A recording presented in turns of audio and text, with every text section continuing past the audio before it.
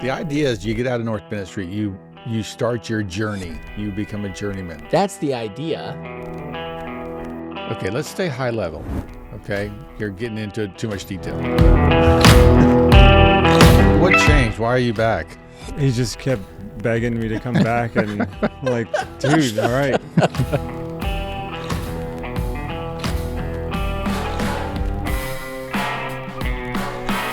Welcome back to the Passion for Craft podcast. Today we are joined by Christine Franck, a mentor of yours. Yes, and a good friend, old friend. Design architect. Is that the?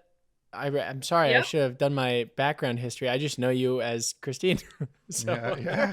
We've gone on trips with Christine. She's shown us around New York, and so. But you're an architect in Denver. Very long time. Yeah, sure. I'm an architect, and I live in Denver now. I've been here for about 14 years, I think. I am one of those kind of classic architects. I always wanted to be an architect and studied architecture and thought that I was going to go down kind of the very typical path of working in an office and drawing drawings, but fairly early on out of school ended up starting to develop and run academic programs. So the first one was for the then named Prince of Wales and his first American summer school program, which led to going on to New York and being the first executive director at the Institute of Classical Architecture and Art, and directing and developing all of our academic programs there, our chapter structure, our first travel programs. I think all of that was really very mission driven, having not had an opportunity myself in school to learn about traditional and classical architecture or to learn about the things that I really loved. And I wanted to make those opportunities available for other people. So I think the first half of my career really was focused on both education, but also sort of nonprofit programming development. Moving out here to Denver was along that same path to set up a new research center in a public university, in a state university. And that would have been and was, in fact, the first research center in a public institution related to traditional architecture. And that was wonderful. We got a new dean who was not thrilled with what our research center was doing, and I could kind of see the writing on the walls, so I gracefully exited and finally returned to practice, which is really, although I'm still doing plenty of volunteer work and speaking, I am really enjoying finally just being an architect. So yeah. And Brent, I'm much closer to your world now. In fact, I'm constantly thinking I should call Brent and ask him how should I build that? I would love that. I would love that. Anything I can do to repay all the help you gave to me, it'd be great. Yeah. There's a number of things I want to unpack here. One, just to tell everybody kind of how Christine and I got to know each other. What year did you start the ICAA, or was it combined in, was that the 90 or 95 or? Yeah, so I can give you a quick rundown. The Institute starts as the Institute for the Study of Classical Architecture in 1990 or 91. It runs its first programs, 91, 92. I came on as its first executive director in 97. And over the years, it's had many names. One of the things that we did while I was there and on the board was to merge back together with Classical America. So sort of putting the Institute and Classical America back together. And for a while, we were the Institute of Classical Architecture and Classical America. And then we finally became the Institute of Classical Architecture and Art. I feel like the revival of classicism, and I feel like my role is to teach builders and craftsmen about classical architecture, right? My voice is because I've been a builder and a craftsman, that sharing of that information of how to build a mantle, door headers, pediments, porches we've forgotten that language, and I feel like I need to share that. I love hearing how recent, relatively, you starting that, because this is not something that has been around. It was forgotten for a long time. And so there's a number of ICAA chapters. I was the president of the Texas chapter. Crazy pathways, me getting there. But for a lot of our listeners and a lot of our people, this is fairly new stuff. This is fairly recent that this revival has taken place. Yeah. And I mean, wouldn't you agree with that? Yeah, absolutely. And Brent, I think there's this is maybe a little bit outside of the passion for craft realm, but not really, because I think it's important to recognize that what is happening right now, and by right now I would say since the early to mid 80s and 90s, so that decade right there is really important. It's when Seaside is developed. It's when now King Charles runs his first summer program.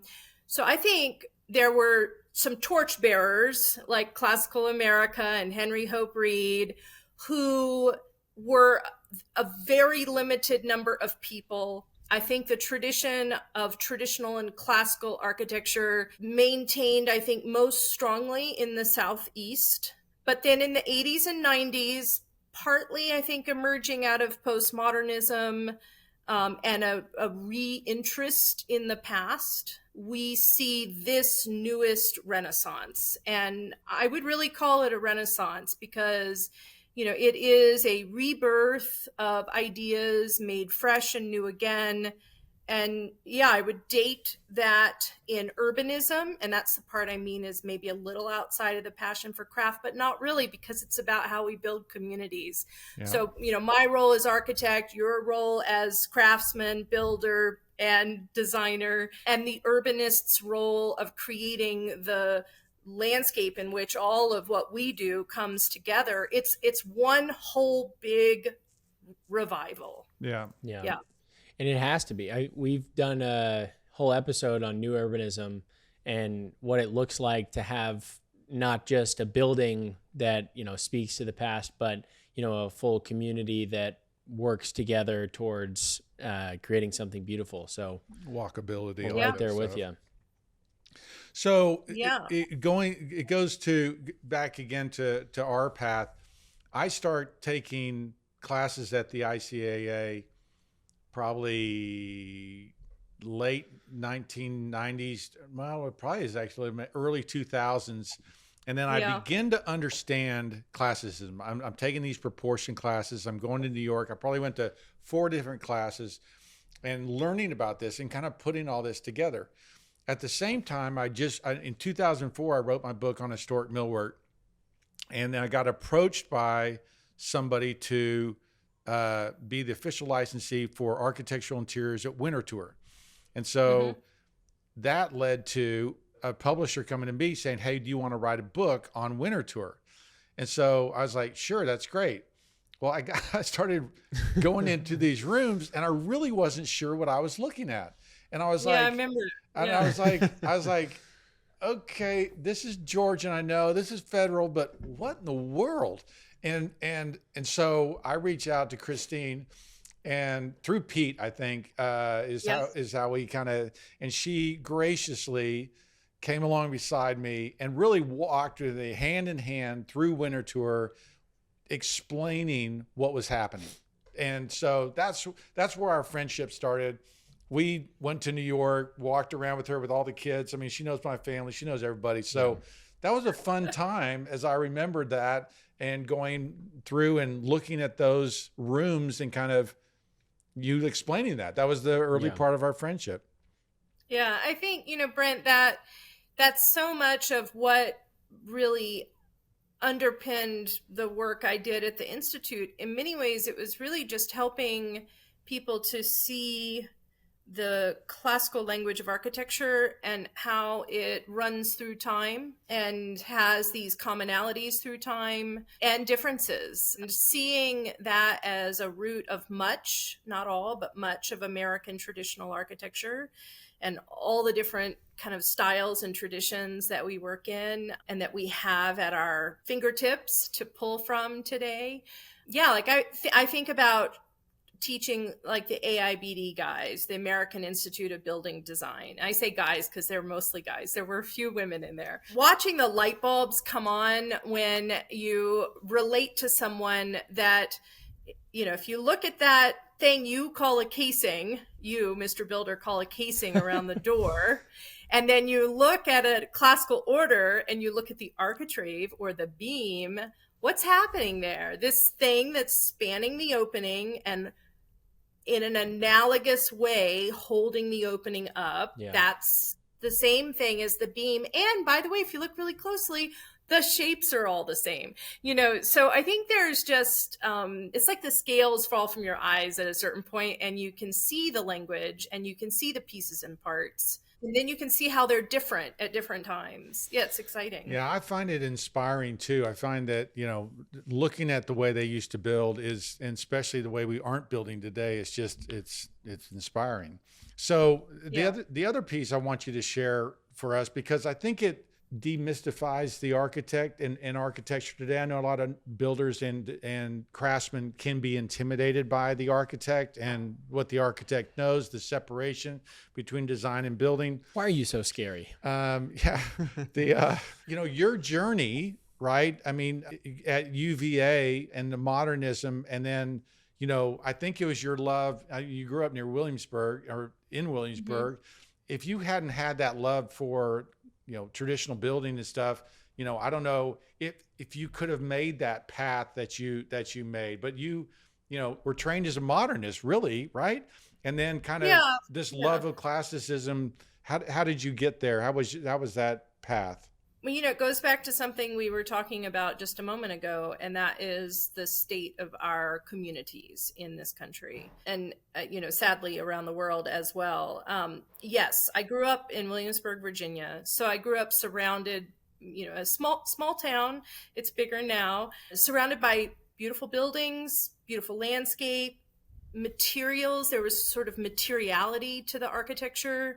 The wood, the brick, the way that those materials naturally sort of fit their forms and their purposes, and then went to architecture school. And at the time, UVA, I think, was a very typical kind of mainstream architectural program.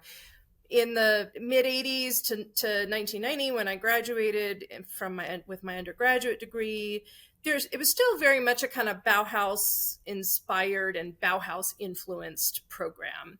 I think I learned valuable lessons related to kind of graphic design and design principles. But as one of my colleagues here, the former dean at CU Denver, Mark Galernter, pointed out once, why don't focus on learning the principles, just focus on learning the architecture, don't spend your time learning about repetition or transformation by looking at things that aren't related to architecture. Learn about those things, but learn about them through architecture, with architecture sort of being the model of what you're looking at. So Brent, while I was in school, my parents moved up to Northern Virginia, and I was just shocked that this profession I was going into had built and in my view, was responsible for the creation of this suburban environment that was just very detrimental to my family's life. My father suddenly was spending 2 hours a day commuting. We didn't know our neighbors. I couldn't ride my bike anywhere anymore. It was just the complete antithesis of Williamsburg, which was basically a good traditional town. Along about that time, I started to learn a little bit about some of the new urbanists that were doing their work. And I got very interested with the basic idea that there were really valuable lessons in the past, and why weren't we learning from those? And I am not at all interested, and I'm maybe even more radical about this now than I was in the past. I am not interested in recreating something from the past. Although I also don't think there's any problem with doing that. Like, I don't have a philosophical problem with creating something that looks exactly like it did in the past. I think that's totally fine. But I'm really interested in the ways that our huge body of architecture, craft, urban design traditions have lessons for us, and we don't need to make up new answers to the lessons. We can look at the past, learn from it, and those lessons can be used to solve really critical problems that we have today about how we build community, how we make things that are in harmony with our natural environment, with our social environment, and how we make things that are beautiful and that please people. So, I wanted you to tell that, because I think that when I tell people, like, no one, there's not really anybody on our jobs that really understands classical principles. And I'm encouraging builders and craftsmen to know how to build a mantle, to understand how to build a porch, because to look to the architect sometimes or the designer, they oftentimes don't know and weren't trained. And so now you have transitioned into, I know you're doing architecture, but you with building houses. And so, you came much into our world. Tell us about that journey and, working with craftsmen, working with builders, and kind of, that full circle for you.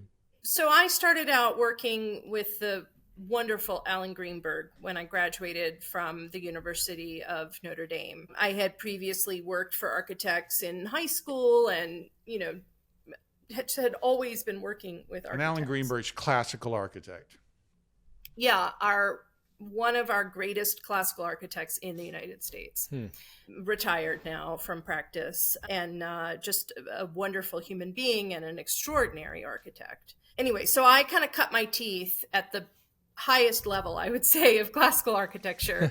First learning at Notre Dame directly from Thomas Gordon Smith, and then working with Alan or under Alan, learning from him. And then when I left and started sort of doing some of my own work, I mean, Brent, it was really kind of shocking. Like, I didn't realize that many homeowners get to the architect, if they ever get to an architect at all, through a builder. I thought everyone came to the architect, and I had a very kind of super high-end kind of distorted view of how most architecture happens in this country. And then I did my first house of my own, and it was for Rodney Cook in Atlanta, and it was on a property that he was developing in Buckhead. And I only designed the house sort of through what we would call DD, or design development, and then they took it from there. And I learned a lesson there, which is that I don't want to let go of my projects too early, and the role of the architect during construction is really important. Rodney did a great job executing it. It's a lovely house. And of course, the nice compliment is no one knows that it was built in, the 1990s. Early 2000s. And then I did my second house all on my own, ground up, and that was Chatsworth Cottage for Jeff Davis. I mean, just a beautiful remarkable opportunity and remarkable trust from him to me. I had no idea really what I was doing. I really didn't know how to put together a set of construction documents. I didn't even know what needed to be in a set of construction documents. And this is a really interesting thing where our worlds kind of intersect, because on your build side, and that is that I realize how much of architecture is about communication. So I've got an idea, I've got to somehow abstract that and put it into drawings, and those drawings have to communicate to the builder how to build everything. I've also got to communicate to the client what it's going to look like. I typically do that through a lot of quick little hand perspective sketches. And then during course of construction, you're still in this communication process of, so it's a funny thing, because this very physical, real thing that you end up building is this layers of abstraction from the first germ of an idea through to when it finally becomes a real thing. So in this podcast, we're a lot about talking directly to the builder, and a lot of what we focus on is residential work, not necessarily commercial work. What it feels like today, a lot of the architects that are coming out of architecture school are really just focused on the commercial side and don't necessarily go into the residential side, or it's just they're very rare in comparison to the other. Yeah. Can you speak to as to why that is, and where, like, from an architect's point of view, like why you think people don't necessarily go the residential route as much as they try and chase the commercial route? Well, I think part of it is that so many of our houses don't have an architect involved. That doesn't mean they don't have a designer involved at some point, but first of all, if you look at our houses broadly across the nation, most homeowners buying, whether it's a single family home or a duplex or a multi-unit, they go right to the developer who is offering a product. You maybe get to make a few choices in what your kitchen cabinets are and what your tile is. And somewhere along the way, an architect or engineer has likely drawn up and those plans and the structure. And that's how the majority of our country buys their houses. And then they sell them 7 years later. The average length of American home ownership is 7 years. So the number of opportunities, I think, for a homeowner to go directly to an architect to design their home, and the time that takes and the money that takes. Now, I mean, I think if you have a good architect, ultimately you're saving time and money working with a good architect, because the architect is going to be able to put everything together for the homeowner fairly quickly. But a custom home is not within the reach of everyone. I mean, I really admire a lot of my New Urban architect colleagues who have done a lot of really good kind of pattern book houses that make good quality architecture available for someone without them having to go a fully custom route. So cool. I think one of the reasons there's more commercial focus, I mean, even like if I go to get information from the AIA, my contracts from the AIA, and there's a new one recently for custom residential work, but the contracts are suited to commercial work. They're really not suited to residential work. And I just think that's market share. I just think there's more commercial work, more money for architects in that work. And somehow also, maybe it's architects have abdicated a little bit their role in the design of homes. So I think where I was going, I was asking about BIM, and this architect was saying that the role of the architect was changing because of these 3D modeling, the way buildings are built, that, the HVAC drops his stuff, the plumber drops his stuff, and that coordination and the role of the architect was changing. Do you see that at all? Or do you is that your experience? Or if anything, Brent, I think in some ways the architect's role is going back in some ways to what it has been in the past. I mean, if an architect was kind of the clerk of the works, right, sort of running everything, including the building, the architecton, including the building part of things, it has always, I think, been the role of the architect to bring everything together. So, if you start with a design for a building, and then you've got to put all of these things together that make that function. So you have all of the kind of circulatory systems of the building, right? The lungs of the HVAC, and all of the things that's a part of the, filtration of the air, or how much the walls and windows breathe or don't breathe, the sunlight that you're incorporating into the building, technologies that I may not have special expertise in, but that I might know I want to incorporate in my building. And so I'm going to bring in a consultant to work on that. Like, I'm working with some fantastic MEPs right now on a small institutional project that I'm doing, and I wouldn't be able to do what they're doing.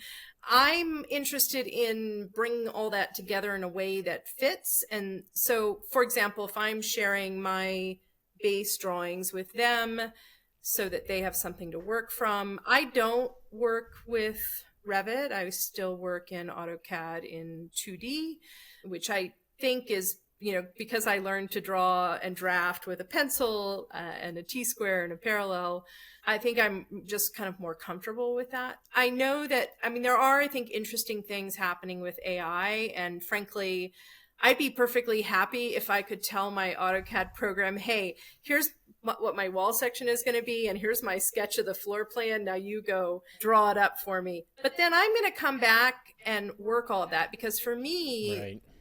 And I think, Brent, this is part of my evolution as an architect. I am super interested in how things go together and how they get built and built well, and then how that relates to what the forms look like, and vice versa. I think I used to work sort of from the outside in, like I would design what I wanted it to look like, and then I would figure out how to build it.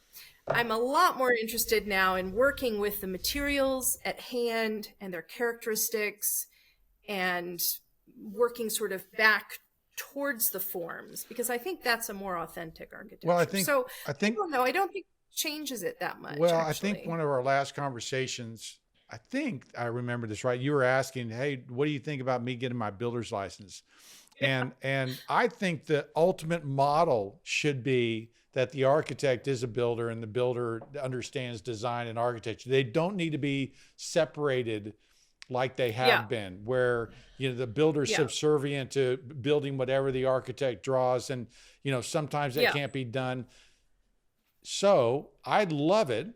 And I told you this, I love that you want to go get your builder's license. I think that's important. I think that makes you a better architect. I think your buildings will be better.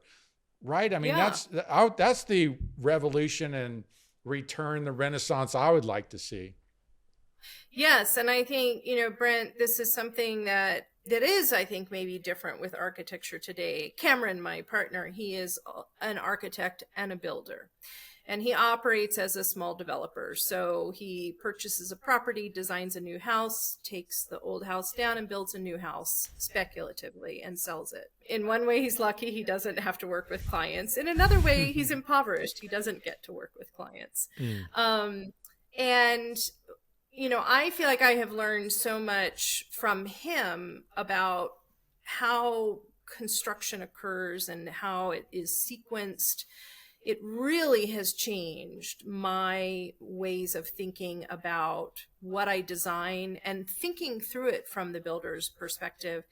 And I don't like the idea that the architect just sort of designs everything and gives you this, and then the contractor is just like this automaton who, I rely on the builder right now to know how to put details together well, and to make sure that they can read the drawings, and that their mason knows how to lay brick well. And, there's that aspect of our industry and our craft today. And that is such a loss in building trade skills and skilled craftsmen that, I'm out there 2 weeks ago showing the mason how to butter a brick.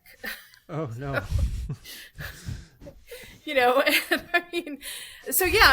I do. I think architects should be building more on the contracting side. And I think, there is a big tradition in this country, and the majority of houses are not designed by an architect and built in a traditional sort of design, bid, build fashion. Mostly homeowners are going directly to a builder. And so this is where I think, what you're doing in helping to educate your builder and your architect audience, frankly, about, how to design things well, I think is so important, Brent. So, Christine, what do you think? Thank you. Oh, thank you. Christine, what do you think? How do we make the switch, right? How do we take it from where we are today to where we want to be, which is where the architect has a bigger hand involved, where the builder doesn't just go, yeah, I've done 1,000 of these houses. I've got an A, B, and a C house. Which one do you want? Because obviously time and money become, one of the factors that a lot of people are dealing with in all that. So I don't know. What are your thoughts on that? Yeah, it's a great question, because, for example, there are details I would like to do. Like, I would like, when I'm installing siding, and using siding, I'd like to have that installed in a rain screen application rather than just planting it on the Tyvek, for example. But the minute that I try to do a detail that is a little bit different than the standard average way of building it, the contractor looks at it and I think puts a factor on and says, oh, this is going to be 20% more. Yeah. Or like I just had a struggle on a project where we want to use water locks. We, being the architect owner team, want to use water locks to finish their herringbone wood floor. We're going to be putting in this beautiful quarter sawn white oak herringbone floor. We do not want to put, and I'm not going to mention any other names when I say what we don't want to use, but we don't want to use what every single flooring contractor has said, oh, we proudly use this one product. We want to use water locks. I know I have used it before. I love it as a product. The battle to try to get the flooring contractor or subcontractor to utilize the product that we want to use, which I would say goes in that, like, it's a traditional product, right? Yeah. It's a traditional product, traditional application. It requires, I think, a little bit more skill to apply than just, something that dries in an hour. It's a huge battle. So how do we change that? Some of it, I think, is maybe a closer alliance between the architect and the builder from the outset of the project. I think if it's going to remain, a kind of more traditional relationship where there's an architect and a builder as two separate entities, I think having that team up earlier in the process helps both with schedule, which has a monetary impact, and it also helps give the owner a clearer idea from the beginning of where costs are. So I think that's one specific way that we could change how we work together, rather than the architect designing everything and then turning it over to the builder and suddenly it's twice as expensive as what the owner wants. Right. And then you're redesigning everything to a budget. I think there's that. I think part of the problem I think we face a little bit is the kind of litigiousness and working within our building codes. So I think it's a struggle to do, to get sort of unique details built or to use materials in a way that we know works because Right. they're traditional applications, but that may seem unusual, for example, to an inspector. Yeah. Well, and a lot of times traditional materials have a 100, 250 year history of proven efficacy. Yeah. Because like you're saying, like with siding on a house, well, where does my J channel go? We're not using Right. J channel, there's strapping, and that's what we're going into. That it's a whole. When I look at Colonial Williamsburg and I look at the way we used to build, having been at North Bennett Street, I can get very discouraged about the state of craft. Okay.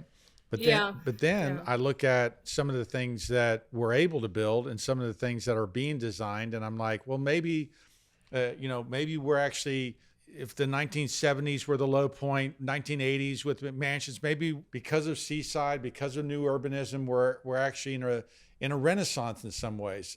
Where would you land on that? Because I can speak out of both sides of my mouth and be discouraged, but also be optimistic. Yeah, well, I'll tell you, Brent, I feel very positive about where we are and how much has changed for the better. I think both in terms of quality and quantity of classical and traditional architecture today that's new, as well as the sort of huge growth of practitioners. As I think because we talked about this a little bit in Williamsburg, I chair the American chapter of INTBAU, which is the International Network of Traditional Building, Architecture, and Urbanism. So this is the international network. So around the world, there are, I think we have 40 something chapters, 40 different countries represented.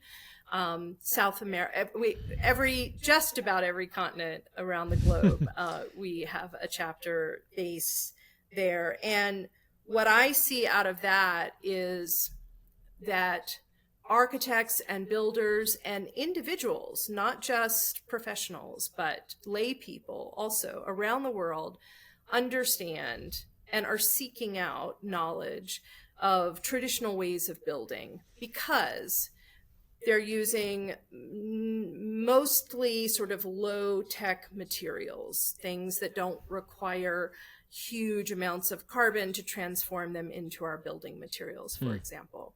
They're using mostly local earthen-based materials, natural materials. There's a huge natural building movement in the United States that I was unaware of before I moved to Colorado. The Natural Building Alliance, for example. There's these are things that I think your typical classical architect would think, well, what does that have to do with me? I think it has everything to do with classical and traditional architecture. These kind of low-tech building methods are the ways that we built all of the architecture that we admire from the past. So I feel really positive because I see from when I started, and I'll tell you, I'll give you a specific story. Leonard Porter, who was with us when we wandered all around the Met that day. Yep. Leonard Porter and I did a conference in Seaside in maybe 2000 or 2001, something like that. Might have been late 90s. And I gave a lecture on contemporary classical architecture, which I've given a lot of lectures on that now, but that was my first one. And I wanted to only show built work in the lecture. And it was so difficult to find projects that weren't on a drawing board, but that had been actually built, that I really struggled to go through and find enough projects to fill like a 45-minute lecture. Wow. It's the exact opposite today. If I go and give a lecture on contemporary classicism, I mean, I don't know, how do you edit that? I mean, there's so much. We're really lucky in the US. We have the Institute, we have the CNU, we have Notre Dame, North Bennett Street, American College of the Building Arts. Now we have new schools, Catholic, Benedictine, Utah Valley University. I mean, we have so many programs around the country and so many practitioners. The growth of our Institute chapters have been really important in plugging people in. So I feel extremely positive. I think we all have to keep, upping our game and staying at a really high level of what we're doing, and not just making it about style. I think it's a beauty thing for me. Like those traditional and classical things are, I believe, more beautiful than contemporary modernism, and that's a great argument in and of itself. I find that homeowners are attracted to that, and these little things I do on Instagram are drawn to that. I didn't know what was wrong. Oh, I see it now. Yes, that's so much better. That's more beautiful. And there's a beauty argument. You don't even have to get into classicism and things like that. It's just, that's more beautiful. And we are building ugly buildings today. And I think that the classicism and traditionalism is beautiful naturally. And you can go into all the reasons why, but I think it's almost easy enough to just say, it's more beautiful, and people go, yeah, no, that's true. I get it. I think that architecture and the built environment, and I think our material culture is really complex. I mean, it's so multi-layered with ideas. People project what they want other people to see about them by what they wear or what their house looks like. Institutions project an image by the architecture that they choose to represent them. These things are laden with history and with cultural narratives. Right.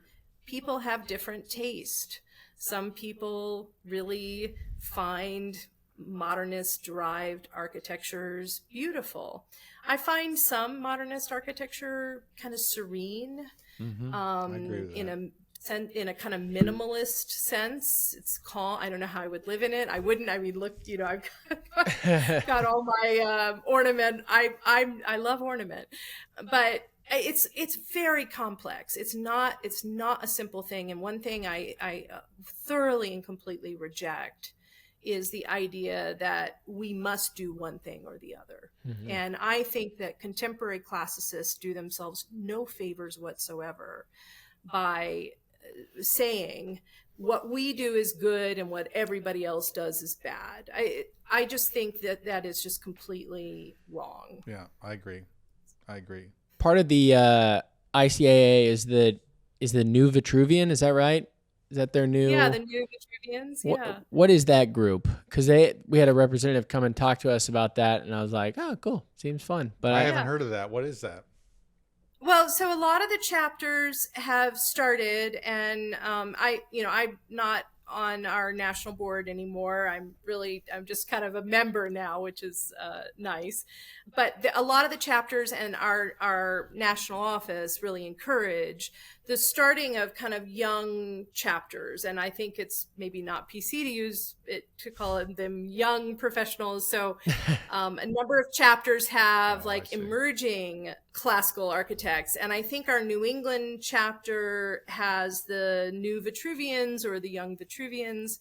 And one of the things that the Institute has pioneered, just as I was sort of rotating off the board, is I think two really important programs. One is the New Heights program, which I think you might have had a version of in They did it Texas. down in San Antonio. Michael Lember's office was big in pushing that. So this is reaching out to school age, like elementary, not elementary, but like middle and high school age. Oh, really neat. Teaching them right? craft. Yeah, and teaching them about architecture.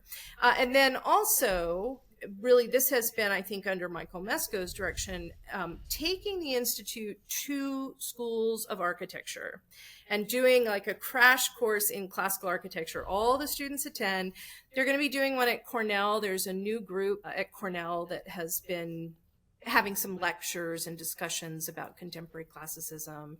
And I know they were very excited. I told them that they should have the Institute come and do their program in the university, and they're really excited about that. All of this is to say, I think, Brent, going back to your question about you can feel kind of depressed. I mean, it is depressing when you realize that like a guy who's a mason doesn't know how to lay brick. But at the same time, we have at least a lot of architects now. And I think the craft part of that has to come along as well. And I think a lot of the preservation world, I think what I see a lot of is a lot of siloing. So when I'm building something new, I often will look at preservation briefs on what a traditional way of building something would have been. And I will apply that to my new design problem.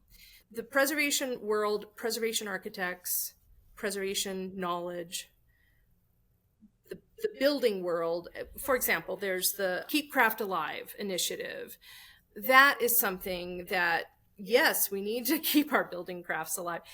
But all these things are operating as if the other things don't exist. So the classical architects are teaching about architecture, and God love them, the American College of the Building Arts is doing what they're doing, and the Keep Craft Alive initiative is trying to go, but it's so segmented. Yeah. Even like the new urbanists don't see what they're doing as kind of linked together with traditional methods and means of building buildings. So I think this is something we need to work on, is less siloing. And that's a big part of Intibau, because our mission is building architecture and urbanism. So.